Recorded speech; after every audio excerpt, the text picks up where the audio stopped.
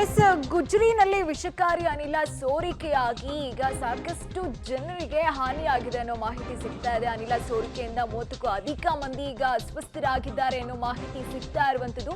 ಮೈಸೂರಿನ ಹಳೆ ಕೆಸರೆಯ ಗುಜರಿಯಲ್ಲಿ ಈ ಘಟನೆ ನಡೆದಿದೆ. ಅಸ್ವಸ್ಥಗೊಂಡಿರೋರಿಗೆ ಈಗ ಆಸ್ಪತ್ರೆಯಲ್ಲಿ ಚಿಕಿತ್ಸೆ ಕೂಡ ಕೊಡಿಸಲಾಗ್ತಾ ಇದೆ. ಸ್ಥಳಕ್ಕೆ ಅಗ್ನಿಶಾಮಕ ಸಿಬ್ಬಂದಿ ಜೊತೆಗೆ ಪೊಲೀಸರು ಭೇಟಿ ನೀಡಿ ಎಲ್ಲಾ ರೀತಿಯ ಪರಿಶೀಲನೆ ನಡೆಸ್ತಾ ಇದ್ದಾರೆ. ಯಾವ ರೀತಿಯಾಗಿ ಅನಿಲ ಸೋರಿಕೆ ಆಯಿತು, ಯಾವ ಅನಿಲ ಸೋರಿಕೆ ಆಗಿದೆ ಎಲ್ಲದರ ಬಗ್ಗೆ ಈಗ ತನಿಖೆಯನ್ನ ನಡೆಸ್ತಾ ಇರುವಂತದ್ದು. ಆದ್ರೆ ಅನಿಲ ಸೋರಿಕೆಯಿಂದ 30 ಜನಕ್ಕೂ ಅಧಿಕ ಮಂದಿಗೆ ಈಗ ಅಸ್ವಸ್ಥ ಆಗಿದ್ದಾರೆ ಅನ್ನೋ ಮಾಹಿತಿ ಸಿಗ್ತಾ ಇರುವಂತದ್ದು. ಒಂದ್ ರೀತಿಯಾಗಿ ಬೇಸರದ ಸಂಗತಿ ಇದು. ಏನಾಗಿದೆ ಎಲ್ಲಾ ವಿಜುವಲ್ಸ್ ಅನ್ನ ನೋಡ್ತಾ ಹೋಗೋಣ.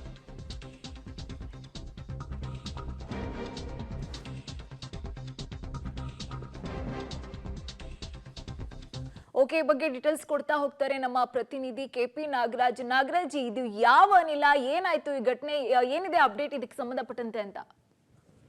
ಮೈಸೂರಿನ ಹಳೆ ಕೆಸರೆಯಲ್ಲಿ ಗುಜರಿಯಲ್ಲಿ ಈ ರೀತಿಯಾದಂತಹ ಒಂದು ಅನಿಲ ಸೋರಿಕೆ ಆಗಿರುವಂತಹದ್ದು.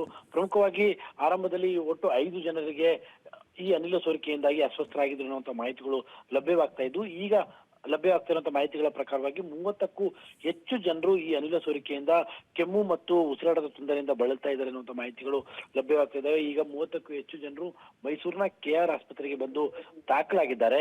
ಅವರೆಲ್ಲರಿಗೂ ಕೂಡ ಚಿಕಿತ್ಸೆಯನ್ನ ನೀಡಲಾಗ್ತಾ ಇದೆ. ಸದ್ಯಕ್ಕೆ ಒಂದು ಸಮಾಧಾನದ ವಿಚಾರ ಏನು ಅಂತ ಅಂದ್ರೆ ಎಲ್ಲರೂ ಕೂಡ ಎಲ್ಲ ಪ್ರಾಣಾಪಾಯದಿಂದ ಪಾರಾಗಿದ್ದಾನೆ ಅನ್ನುವಂಥದ್ದು. ಈ ಗುಜರಿಯ ಅಂಗಡಿಯಲ್ಲಿ ಈ ಅನಿಲ ಸೋರಿಕೆ ಯಾವ ಕಾರಣಕ್ಕೋಸ್ಕರವಾಗಿ ಆಯ್ತು ಮತ್ತು ಅನಿಲ ಸೋರಿಕೆ ಹಿನ್ನೆಲೆಯಲ್ಲಿ ಅಕ್ಕಪಕ್ಕದ ಮನೆಗಳಿಗೆ ಸಂಬಂಧಪಟ್ಟಂತೆ ಯಾವ ರೀತಿಯಾದ ಪ್ರಿಕಾಷನ್ ಅನ್ನು ತೆಗೆದುಕೊಳ್ಳಲಾಗಿತ್ತು ಅನ್ನುವಂಥದ್ರ ಬಗ್ಗೆ ಇನ್ನೂ ಕೂಡ ಮಾಹಿತಿಗಳು ಲಭ್ಯವಾಗಬೇಕಾಗಿದೆ. ಸದ್ಯದ ಮಾಹಿತಿಗಳ ಪ್ರಕಾರವಾಗಿ 30ಕ್ಕೂ ಹೆಚ್ಚು ಜನರಿಗೆ ಈ ಅನಿಲ ಸೋರಿಕೆಯಿಂದಾಗಿ ಉಸಿರಾಟದಲ್ಲಿ ತೊಂದರೆ ಉಂಟಾಗಿದೆ ಮತ್ತು ಹೆಚ್ಚಿನ ಚಿಕಿತ್ಸೆಯನ್ನು ಕೂಡ ಈಗ ಮೈಸೂರಿನ KR ಆಸ್ಪತ್ರೆಯಲ್ಲಿ ನೀಡಲಾಗ್ತಾ ಇದೆ. ಓಕೆ, ಧನ್ಯವಾದ ಕೆಪಿ ನಾಗರಾಜ್ ತಮ್ಮೆಲ್ಲ ಡೀಟೇಲ್ಸ್ಗಾಗಿ.